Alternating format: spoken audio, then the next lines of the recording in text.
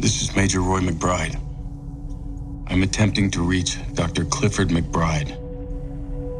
This is Dr. McBride's son. The plot of James Gray's 2019 film Ad Astra isn't the most original one you'll see this year. As writer-director Rian Johnson puts it, the film borrows heavily from modern classics like Apocalypse Now, 2001: A Space Odyssey, but also elements of Ridley Scott's Alien and Alfonso Cuarón's Gravity, films which I'm sure were themselves influenced by earlier movies. But what Ad Astra does offer is another glance at commercialism, humanism, and existentialism, and in the next few minutes I'll be sharing my thoughts on why I think those elements make Ad Astra one of the most thought-provoking movies of 2019. Major spoilers ahead, so consider yourself warned, guys. Go see the movie if you haven't, it's pretty good. Ad Astra is a science fiction adventure film which stars Brad Pitt as astronaut Roy McBride in a future version of Earth.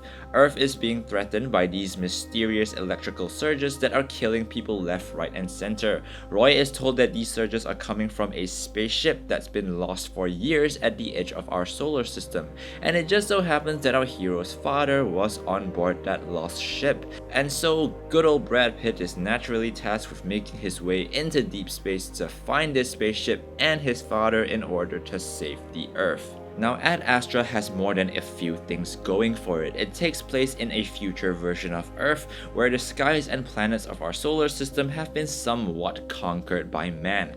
The moon is now a tourist/business destination, with commercial flights traveling back and forth to the Earth. What I found interesting is the fact that, like a hot piece of new land, parts of the moon are still being fought over by a few countries, suggesting that in the next 50 to 100 years, there is absolutely zero chance that our human desire for power and colonialism will completely be eradicated. The only difference here is that there aren't any indigenous moon beings that have to be conquered. The political situation on Mars is a little less clear, but we learn that there are people who were born there and have spent almost their entire lives on the red planet, and this raises the question of what new culture could be created when mankind eventually sets up shop on different planets. In the film, Mars is presented like something out of a cyberpunk film, and the people there have this calm, serious, but weathered nature about them. I'm guessing Elon Musk probably wouldn't be too happy about that.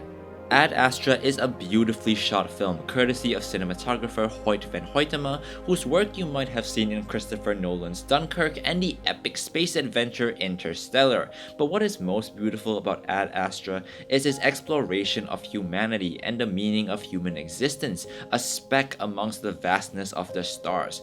In the film, our hero's father, Clifford McBride, played by Tommy Lee Jones, was sent on a mission many years ago to look for alien life in space. So committed was he in his mission that we find out how he killed all of the crew members aboard his ship who were urging him to abandon this alien-seeking mission. His son, Roy McBride, has not had a wonderful life either, pushing aside his feelings for his wife and his anger at his father in favor of his career. As he travels deeper into space, Roy's mental wall slowly breaks down bit by bit as he reflects upon his emotions and contemplates his purpose and direction.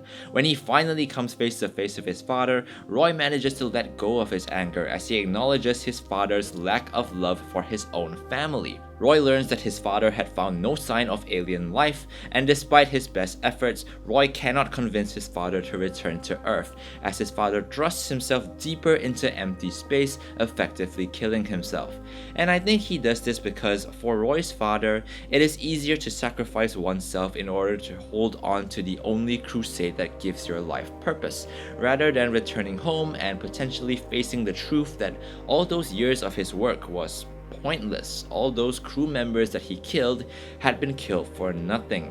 In Yuval Noah Harari's Homo Deus, he refers to this as the "our boys did not die in vain" syndrome, where someone continues to go down an increasingly doomed path with the hope of justifying previous losses. To me, it's poetic how it took Roy McBride 4.5 billion kilometers of space travel in order to realize that the things he values in life are back home on Earth. While on a quest to discover other intelligent beings in this galaxy, Ad Astra instead tells us that there are still plenty of discoveries to be made in the people around us, as well as within ourselves. An increasing grip on other worlds will to some extent result in the evolution of our human species, the evolution of the concept of humanity and humanism. And that's why I'm grateful that films like Ad Astra exists, because while we may look to the stars, we also have to ask ourselves what values we want a spacefaring human race to have, and at the same time reminding ourselves that we are all, metaphorically, still in the gutter.